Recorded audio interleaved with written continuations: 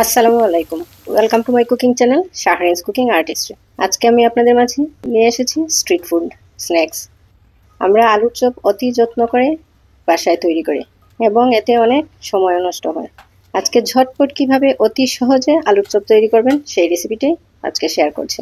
এখানে আমি আলু সেদ্ধ করে ম্যাশ করে নিয়েছি। দিয়ে দিলাম শুকনো পুদিনা পাতা গুঁড়ো, দুটো পেঁয়াজ কুচি, কাঁচামরিচ কুচি 1 টেবিল চামচ, লাল মরিচের গুঁড়ো 1/2 চা চামচ, বিট লবণ 1/2 চা চামচ, জিরে গুঁড়ো 1 চা চামচ, চাট মশলা পাউডার 1 চা চামচ, লবণ স্বাদ মতো, চিলি ফ্লেক্স 1/2 চা চামচ দিয়ে খুব ভালো করে এটাকে মেখে নিয়েছি।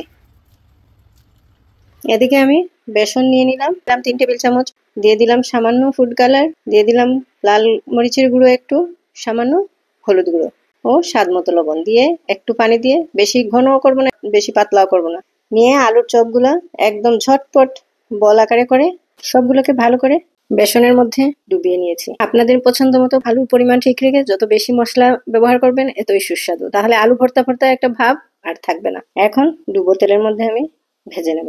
গোল্ডেন বাদামি রং হয়ে গেলে আমি উল্টে পাল্টে নামিয়ে নেব। উপরে আমি একটু মরিচ গুঁড়ো ও বিট লবণের গুঁড়ো মিশিয়ে ছিটিয়ে দিলাম। খুবই সুস্বাদু এবং মচমচে, অবশ্যই ট্রাই করবেন।